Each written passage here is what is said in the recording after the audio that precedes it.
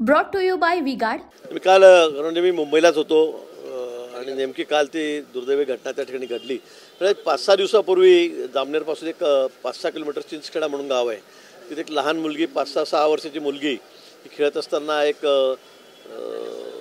तरुण त्या मुलीला शेतामध्ये घेऊन गेला, तिच्यावर म्हणजे खरं अतिशय दुर्दैवी प्रकार, तिच्यावर अत्याचारही केला आणि तिला तिथे मारूनही टाकलं आणि तिथे शेतात फेकून दिलं आणि तो तिथून पळून गेला।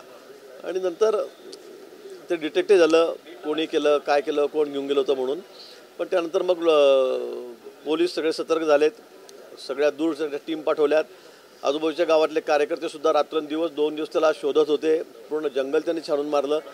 एक 4-5 दिवस या गोष्टीला लागलेत, कारण हा बाहेरगावी निघून गेलेला होता।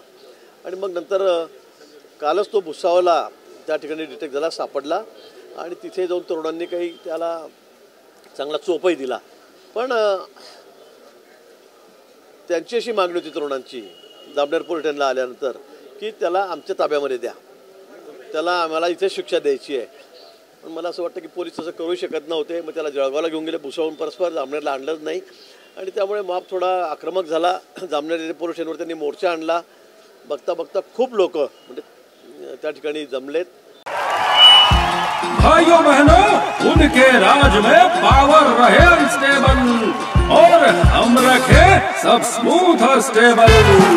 हमारा नेता कैसा हो जो स्टेबल पावर दे वैसा हो। अब की बार वी गार्ड एसी स्टेबलाइजर का चमत्कार। आणि त्यांनी पोलीस स्टेशनवरच थोडी दगडफेक केली, त्यांचा राग साहजिक होता, पण मला वाटतं थोडं आक्रमकता त्यांची जास्त होती आणि त्यामुळे मग अनेक पोलीस त्या ठिकाणी जखमी झालेत, कोणाचा हात तुटला, कोणाची डोकी फुटली, काही 2-3 वाहनंही 3-4 वाहनंही त्या ठिकाणी जाळली गेली, तोडफोडही झाली आणि म्हणून मग थोडा काही वेळ त्या ठिकाणी एक भीतीचं वातावरण शहरामध्ये पसरलेलं होतं। पण नंतर पोलिसांनी लगेच भुसावळ जळगावून अतिरिक्त पोलीस फोर्स त्या ठिकाणी आला आणि त्यांनी सगळी परिस्थिती आटोक्यात आणली। हल्ला करणाऱ्यांना काही ताब्यात घेण्यात आलंय तिथे? मी माहिती घेतली, आज सकाळी 15 तरुणांना त्या ठिकाणी ताब्यात घेण्यात आलेलं आहे। पोलीस सांगत होते मला की आमच्याकडे रेकॉर्डिंग आहे, अनेक लोकांनी रेकॉर्डिंग केलेलं आहे, त्याचवेळे कोण जाळपोळ करतं आहे, कोण दगडफेक करतं आहे हे त्या ठिकाणी दिसतं आहे आणि म्हणून आम्ही त्याचा शोध घेतो आहे असं पोलिसांनी मला सांगितलं। नागोराव खडसे आज अमित शहांना भेटले, कसं बघता तुम्ही या भेटीकडे? चांगलं बघतो ना, ते भाजपमध्ये चर्चा आहे जोरात, आता ते अमित भाई आणि ते सांगू शकतील। उनका बैकअप सिर्फ कल तक और हमारा चांद तक। हमारा नेता कैसा हो जो नॉन स्टॉप बैकअप दे वैसा हो। अब की बार वी गार्ड इन्वर्टर बैटरी का चमत्कार। क्या ते सांगू शकतील, मला त्यांची काय चर्चा झाली काय मला याची कल्पना नाही। असेल मला वाटतं स्वागत करा।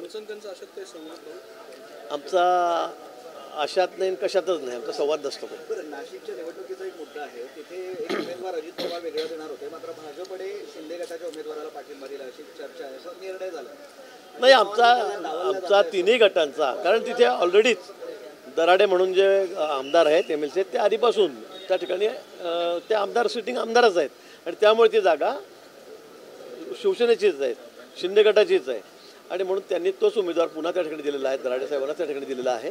त्यामुळे एक भाजपची जागा होती का, अजितदादांची जागा होती का, आम्ही उमेदवार दिला का, हा कुठे प्रश्न उद्भवत नाही। ती जागा महायुती लढवते आहे आणि महायुतीचे उमेदवार दराडे आहेत। जरांगे असं म्हणतायत की तुम्ही मराठ्यांना फसवलं, आता ओबीसींना फसवत आहेत आणि तुम्ही कोणालाच आरक्षण देणार नाही, फक्त खेळवत बिडवत ठेवणार आहात। मला वाटतं आपण बघितलं असेल की गेल्या 5 वर्षामध्ये देवेंद्रजी मुख्यमंत्री असताना जे प्रयत्न आम्ही केले ते आधी कधी झाले नाही। मला तुम्ही सांगा 50-60 वर्षात आज पवारसाहेब एवढं सांगतायत बोलतायत आरक्षणावर, त्यांनी कधी प्रयत्न केला का? त्यांनी कधी आरक्षण कोणाला देऊ केलं का? उलट त्यांचं स्टेटमेंट आहे की मराठा समाजाला आरक्षणाची गरज काय, हे त्यांचं स्टेटमेंटच आहे सत्तेत असताना पदावर असताना। आणि म्हणून मला असं वाटतं की जो काही प्रयत्न केला तो देवेंद्रजींनीच केला मुख्यमंत्री असताना। आता एकनाथजी शिंदे, देवेंद्रजी, अजितदादा, आमचं सरकार या ठिकाणी प्रयत्न करत आहे, एका दिवसात अधिवेशन घेऊन 10% आरक्षण आम्ही मराठा समाजाला या ठिकाणी दिलेलं आहे। त्याचबरोबर पुन्हा सुप्रीम कोर्टामध्ये आमची लढाई सुरूच आहे। मला वाटतं आरक्षण देणार असेल तर ते आमचं सरकारच देईल, तेच देऊ शकतं। अंबादास दानवे तेच म्हणतात तुम्ही फसवताय, आरक्षण टिकणार नाही, तुम्ही देणार सगळे टिकणार नाही काहीच टिकणार नाही आणि 10% आरक्षणही मुळात टिकणार नाही. आता बघा, जशी मागणी होती त्याप्रमाणे आम्ही करतोय.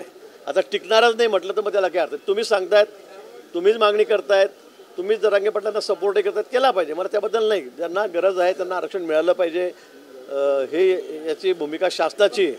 आम्ही आरक्षणाच्या बाजूनेच आहोत. कुणावरही अन्याय होऊ नये आमची भूमिका आहे. मग मराठा समाज असेल का ओबीसी असेल, ही आमची भूमिकाच आहे. परंतु तुम्ही एकीकडे मागणी करायची आणि एकीकडे म्हणजे ते टिकणार पण नाही, जे अंबादास दानवे म्हणतायत. मला वाटतं दुटप्पी भूमिका घेऊन तुम्हाला चालणार नाही. बिहारमधलं 10% आरक्षण ते फेटाळायला गेलं, त्या धर्तीवर कुठेच टिकणार नाही असं मला वाटतं थोडी तांत्रिक अडचण त्यामुळे निर्माण झालेली आहे. त्या संदर्भामध्ये आमचे CM आहेत, DCM आहेत दोन्ही, आणि आमचे लॉ ज्युडिशियल ऑफिसर आहेत, काही कायदेतज्ञ आहेत यातले मोठे, राज्यभरातले देशभरातले, त्या या विषयावर मला वाटतं चर्चा करतायत. यातून कसा मार्ग काढता येईल ते त्या ठिकाणी बघतील. पंकजा मुंडे यांचं राज्यसभेवर पुनर्वसन करा अशी मागणी समोर येते. म्हणजे काही जणांचा दावा आहे की अशी मागणी देवेंद्र फडणवीस यांनीच केलेली आहे. यात काही पत्ती आहे का, काय नाही? आता ते त्या बाबतीमध्ये मला माहिती नाही देवेंद्र फडणवीस साहेबांनी केली आहे की नाही, पण आमची मागणी आहे पंकजाताईंना दिलं पाहिजे राज्यसभेवर. काय अडचण आहे? त्या आमच्या नेत्या आहेत, ज्येष्ठ नेत्या आहेत. ठीक आहे, दुर्दैवाने त्यांना थोडं अपयश आलं काही कारणामुळे, पण राज्यसभेवर त्यांची निवड झाली तर आनंदच आहे.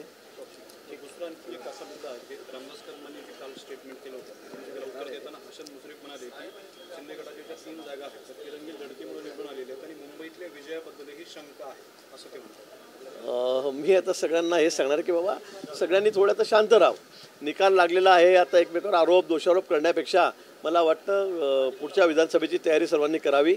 आम्ही सर्व तिन्ही पक्ष एकत्र आहोत आणि विनाकारण काहीतरी बोलून उगाच मिठाचा खडा टाकण्यासारखंच होईल मी असं म्हणेल.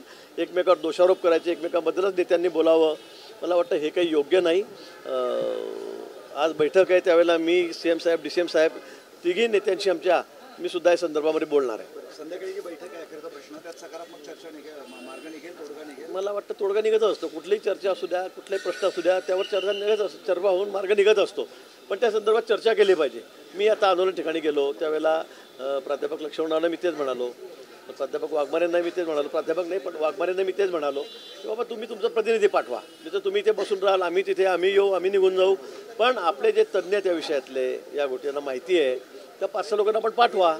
आपले काही लोकप्रतिनिधी आहेत त्यांना आपण सांगा, तेही सगळे त्या ठिकाणी येणार आहेत. मला वाटतं चर्चेतून निश्चित सकारात्मक मार्ग निघेल. Brought to you by V-Guard.